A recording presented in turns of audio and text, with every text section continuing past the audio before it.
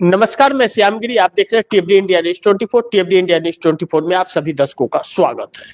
मोदी सरकार लड़खड़ाने लगी, अचानक हड़कंप मच गया। नीतीश नायडू ने यह क्या किया? बड़ी एक महत्वपूर्ण बिंदु पर हम लोग चर्चा करेंगे इस वक्त की मोदी सरकार में यह चल क्या रहा है, कोई समझ ही नहीं पाता।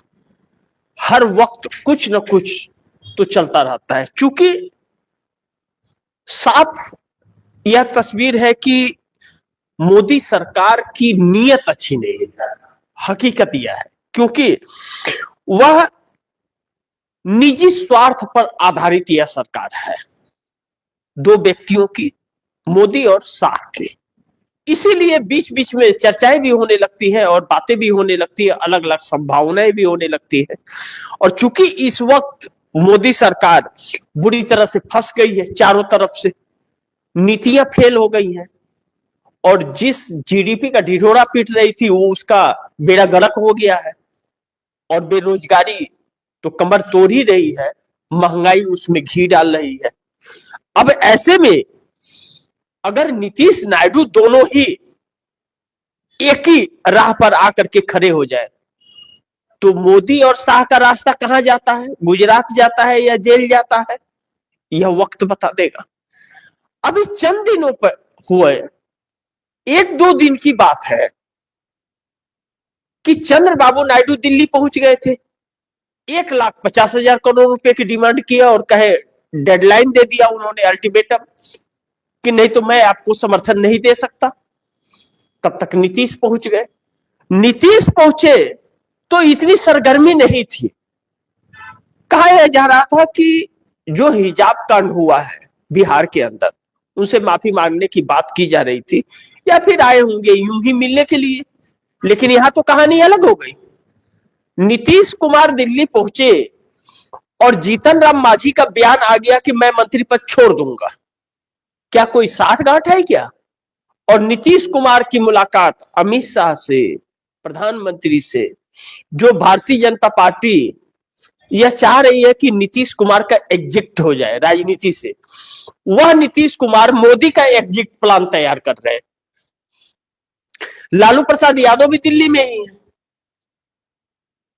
और सोनिया गांधी का लेख और सोनिया गांधी का बयान मोदी सरकार को डरा रहा है। इस बीच सोनिया गांधी अगर उस राह पर निकल जाए कि मोदी का विकल्प तलाशना है, यानी कि सरकार बदलने की कोशिश में पूरा इंडिया गठबंधन एकजुट होकर के लगा है और नायडू का साथ मिलता नजर आ रहा है, और यह बात निकल जाए कि नीतीश इंडिया गठबंधन के संपर्क में आ चुके हैं, तो सोचिए सरकार में हड़कंप तो मचना ही मचना है। ऐसे में मोदी सरकार में अचानक हड़कंप मच गया और नीतीश नायडू जिस तरह से बिखेर रहे हैं, एनडीए को तोड़ रहे हैं, अब यह कहा जाए कि तोड़ने की कोशिश चल रही है इंडिया गठबंधन के द्वारा भी और नायडू के द्वारा भी। अगर बहुमत जुटाने की कोशिश की जा रही है तो वह बिखरापन ही कहेंगे। तो मोदी सरकार अचानक फिर लड़खड़ाने लगी है। लेकिन बात यही रुकी नहीं, बात अब शुरू हुई है। जो जेफरी एप्स्टीन फाइल, जिसके कई पन्ने डिलीट कर दिए गए थे, वह फिर अपलोड होने शुरू हो गए हैं। यानी कि जिन तस्वीरों को छिपाया जा रहा था वह तस्वीरें अब फिर आने लगी है और सरकार के हमारे धुगधुगी बढ़ने लगी है। एक अलग संकट यह हो गया। अभी आरएसएस के तरफ से यह बयान आया कि हमारा भारतीय जनता पार्टी से कोई वास्ता नहीं है, भारतीय जनता पार्टी के चश्मे से कोई आरएसएस को ना देखे, हमें कोई मतलब नहीं है कि भाजपा क्या कर रही है नहीं कर रही है। यानी कि नरेंद्र मोदी अमित शाह की सरकार से सीधा पल्ला झाड़ लिया है आरएसएस ने, अपने आप को किनारे कर दिया, अलग कर दिया, रिश्ते तोड़ दिया समझ लीजिए। और ऊपर से चंद्रबाबू नायडू रिश्ते तोड़ते हुए नजर आ रहे हैं, विकल्प की तलाश, मैंने अगली खबर में आप दर्शकों को बताया था। और अब नीतीश कुमार अगर लालू यादव के साथ या सोनिया गांधी के साथ साठगांठ चल रही है बातचीत चल रही है, तो मोदी सरकार तो संकट में है ही, इस बात से इंकार नहीं कर सकते। ऐसे में जीतन राम मांझी के बयान बहुत महत्वपूर्ण हो जाते हैं। बिहार की राजनीति के अंदर जीतन राम मांझी और उपेंद्र कुशवाहा नीतीश कुमार के साथ है, भारतीय जनता पार्टी के नहीं। क्योंकि जो भारतीय जनता पार्टी उपेंद्र कुशवाहा के 3 विधायकों को तोड़ने की कोशिश कर रही थी, उसे विफल नीतीश कुमार ने बनाया। और अब नीतीश कुमार को ही जो साइड करने की कोशिश थी, वह भी विफल हो रही है। खुद के सरकार पर बात आ खड़ी हुई है। नीतीश कुमार कहा जा रहा है कि दिल्ली के अंदर लालू प्रसाद यादव से भी मिल सकते हैं, और चर्चा सोनिया गांधी की भी चल रही है। अब देखना यह महत्वपूर्ण होगा कि क्या रंग लाता है यह सारी कयासबाजी, जो है क्या रंग लाता है, यह वक्त बताएगा। अभी तो फिलहाल नीतीश कुमार दिल्ली में है, लेकिन नीतीश कुमार लगातार अगर नायडू के संपर्क में है और नायडू मोदी का विकल्प तलाश रहे हैं, तब फिर मोदी सरकार नई संकट में पड़ती जा रही है, और इस संकट से निकल पाना फिर मोदी सरकार के लिए मुश्किल हो जाएगा। क्योंकि विपक्ष किसी भी कीमत पर इस सत्ता को बदलना चाहता है, उसके पास विकल्प नहीं है, क्योंकि व्यवस्थाएं कहर तोड़ रही हैं। लेकिन नरेंद्र मोदी तब और उलझ जाते हैं जब अमेरिका से जो फाइल डिलीट हुई थी वह फिर से अपलोड होना शुरू हो जाता है और ट्रंप का विरोध होना शुरू हो गया। अब सरकार को झुकना पड़ा और वह सारी तस्वीरें फिर अपलोड हो रही है, और कहा जा रहा है कि ट्रंप के पत्नी की भी तस्वीर उसमें आई है। तब चिंताएं मोदी सरकार की और बढ़ जा रही है कि फिर तो जो व्यक्ति अपना नहीं छिपा पा रहा है, वह दूसरों को कहां से छिपाएगा। यानी कि अमेरिका से तस्वीरें विश्व की वह अपलोड होगी, उसे वहां की जनता का भी दबाव और वहां के संसद का भी दबाव है। वहां की जनता विद्रोह में उतर गई और वह अपलोड करने के लिए शुरू हो गया कार्य। ऐसे में किसी का बचना बड़ी मुश्किल है। वक्त थोड़ा लग सकता है, लेकिन बच नहीं पाएगा कोई, चरित्र सामने आएगा। ऐसे में हमारे देश की सरकार भी लड़खड़ा रही है और संकेत अच्छे नहीं मिल रहे। ऐसे में लग रहा है कि सरकार से लोग अब पीछा छुड़ाना चाहते हैं, सहयोगी दल। जिस समीकरण की मैं बात कर रहा था दर्शकों से कि पिछले दिनों की नीतीश कुमार और की बात न करके नायडू की बात कर ले, कि नायडू विकल्प तलाश रहे कि उनके बाद 20 से 25 सांसदों का व्यवस्था हो जाए, समीकरण बन जाए, जिसके लिए सोनिया गांधी अग्रसित हुई थी। अब उसमें 4 चांद कहीं ना कहीं नीतीश भी लगाते हुए नजर आ रहे हैं। आज दिल्ली में पूरा हड़कंप मचा हुआ है सरकार के अंदर।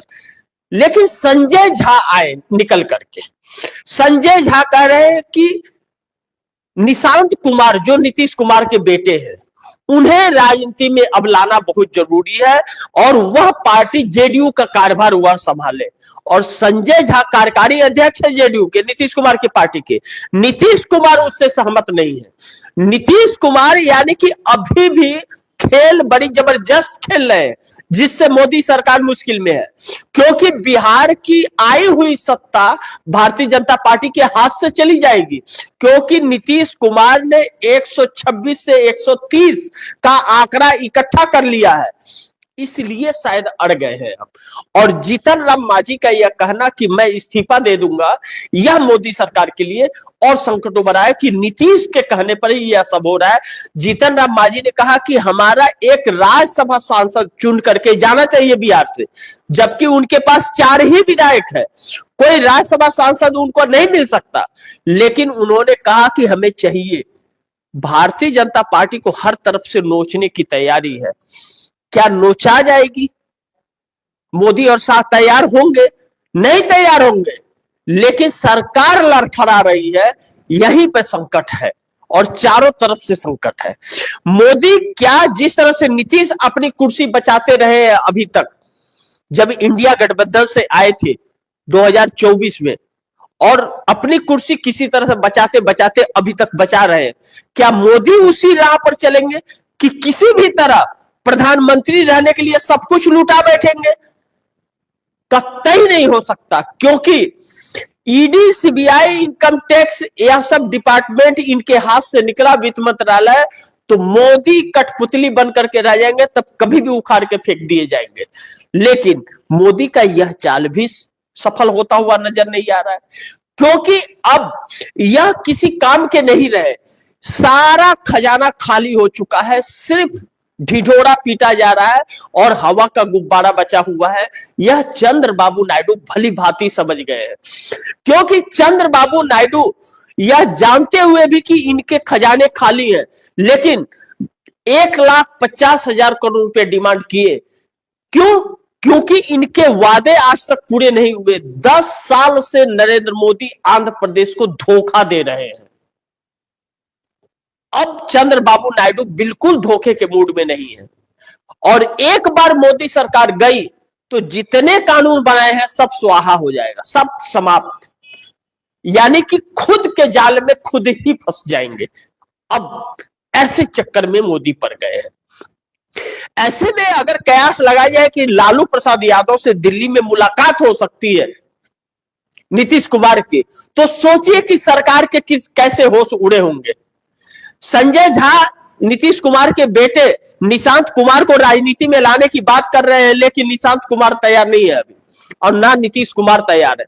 यानी कि एक ऐसा फ्रेम तैयार किया जा रहा है जिसमें लोग उलझ जाए, जो गोदी मीडिया को फ्रेम मिल जाए चलाने के लिए कि निशांत को राजनीति में लाना है, इसलिए नीतीश आए हैं। जी नहीं, नीतीश कुमार आर पार के मूड में दिल्ली आए हुए हैं, और इसका सब का तार एक ही जगह जाकर के जुड़ता है, सोनिया गांधी के बयान पर।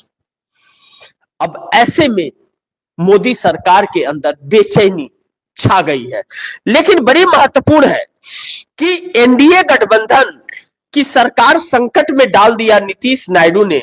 मोदी की कुर्सी पड़ी संकट में। सोचिए जरा कि एक तरफ अमेरिका का मैटर सुलझने का नाम नहीं ले रहा है, जिसके लिए बहुत कोशिश की जा रही है। 4-5 लोगों के नाम होने की संभावना बताई जा रही है। नाम तो आया, मोबाइल नंबर आया, ईमेल आईडी आया, एड्रेस आया, लेकिन तस्वीर नहीं आया। और डिलीट होने पर हमारे देश की सरकार में खुशियां समा गई कि डिलीट हो गया, चलो काम तमाम, अब चरित्र उजागर नहीं होगा, नाम को तो हम लिपापोती कर देंगे। लेकिन वही वहां की जनता जब विरोध पर उतर गई और वह फिर से अपलोड होना शुरू हो गया, ट्रंप का कानून नहीं चल पाया, ट्रंप का पावर नहीं काम कर पाया, तो सोचिए कि हमारे यहां क्या हाल होगा वहां की तस्वीरों का। वहां की तस्वीरें तो मोदी के बस की बात है क्या रोक पाना। आरएसएस ने कुल कड़ियां जाकर के आरएसएस के यहां इसीलिए मिलती हैं क्योंकि आरएसएस यह समझ गया कि आज नहीं तो कल अमेरिका की तस्वीरें जरूर अपलोड होगी, वहां ट्रंप रोक नहीं पाएंगे। और उसमें तस्वीर अगर आ गई कोई रंगीन, रंगीन समझ रहे हैं ना, रंगीन आ गई तो खुद तो डूबेंगे सनम, आरएसएस को भी ले डूबेंगे। तो इसलिए किनारा कर लो। और राहुल गांधी जिस तेवर में है और सोनिया गांधी जिस राह पर निकली हैं, जिस तरह से अखिलेश यादव निकले हुए इंडिया गठबंधन को एक करने के लिए, सोनिया निकली हुई है, नायडू ने अल्टीमेटम दिया है, यह पूर्ति तो कर ही नहीं पाएंगे। तो ऐसे में विकल्प की तलाश जब चल रही है और जो सत्ता आएगी इनके बाद, फिर आरएसएस का क्या होगा। इससे अच्छा राजनीति छोड़ करके संगठन को पहले बचाया जाए। संगठन रहेगा तो राजनीति हो जाएगी। तब आरएसएस के मोहन भागवत ने पश्चिम बंगाल के अंदर यह बयान दिया कि हमें भारतीय जनता पार्टी से कोई लेना देना नहीं है। उनके बयान के बाद ही भारतीय जनता पार्टी लड़खड़ाने लगी, क्योंकि नीतीश जिस तरह से नितिन गडकरी जैसे लोग फिर अपना किनारा कर रहे हैं। कई ऐसे सांसद होंगे जो नरेंद्र मोदी का दामन एक झटके में छोड़ देंगे अगर रंगीन तस्वीरें आने की संभावना उठ गई तो। और जिस तरह से अपलोड होना फिर शुरू हुआ है, जो तस्वीरें फिर ट्रंप की आनी शुरू हो गई है, बाकियों की आनी शुरू हो गई है, इससे और भी भूकंप सा परिस्थिति हमारे देश में फिर अचानक मच गया।